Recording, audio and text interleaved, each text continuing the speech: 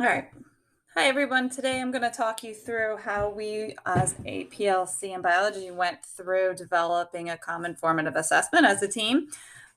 We looked at past data to get an idea of where we were currently at teaching biology. We set a SMART goal of taking our biology students from scoring proficient or higher at 40% to 45% by the next semester, as measured by our state biology keystone exams. During the beginning of this process, we started to focus on one area, and we will be doing this for more of our assessments. We picked 3 or 4 standards to put onto one common formative assessment and then unpack the standards by looking at the verbs, the nouns, and the prepositional phrases, and created learning targets or kid-friendly language to help them guide their learning through this process. So, using those standards, then we developed a plan for creating a common formative assessment. So, in this template, we put all of our 3 focus priority standards on the left. Across the top, we focused on creating questions that were to different degrees of knowledge. When we went back and looked at our previous quiz, we noticed that most of the questions were all in the recall. So we really wanted to spread out our degree of knowledge to really challenge our students.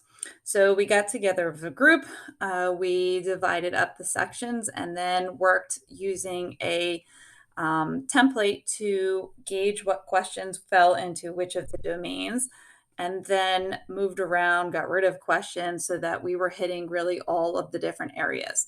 We organized our quiz by standard. So we had the first standard first.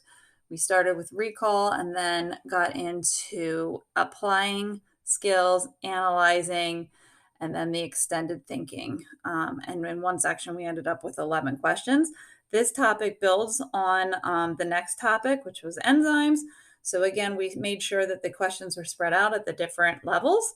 And then we finished with factors, which didn't have too many here, but this standard is also within this one as a base. So we definitely wanted to make sure we had this extended thinking part for that.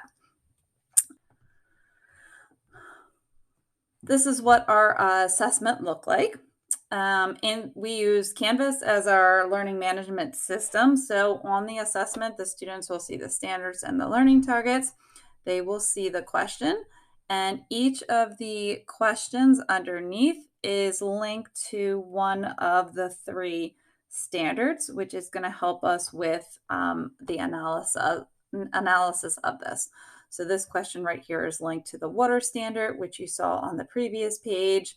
So is question 2. We labeled each question with what topic, and then was it recall or was it an application or analysis type question? As you can see, all of them have been linked to those standards in there. So as they go through, we will collect data and be able to summarize questions 1 through 11 being linked to the water standards, and we'll get an average for them to see if they met mastery. So how this will grade in Canvas will be through the report button, and we will get an outcome analysis, which is showing us our mastery links. You can also do a quiz and get the numbers, which will sync. So we are going to analyze the data both ways, but we are more concerned with the outcome of the assessment. So in there, you will get a vision, and because we have one test student in there right now, here's my 3 standards. These are the grades that the student got on the mastery learning. Because we're not using traditional grading system, we're analyzing, did they meet the requirements of mastery? And right now we have mastery set at a 3. So if they get a 3, they will get the meeting color. If they get a 4, which is 100%, that means they really know their stuff. They will go into the exceeding mastery column, and then the near or the well below. This will all be color coded once this is given to the students. So it's easy for us to see student names and who is meeting what mastery so that we can further analyze this as a group. So once this is given to our students, we will come back together and we will do a data analysis as a team where we fill in the formative assessment we will be giving. And then what was the learning assessment? We have 3 in this, so this will be one of 3 pages. We'll list the students' names into the different columns and then come up with why do we think they struggled, what worked, the enrichment, and their intervention plan. In Canvas, we have set up a plan already so that when we have students mastering or enriching and exceeding the standard, we have a plan in place for work to give them. And then if they need intervention, we will be dividing the students up to receive that intervention.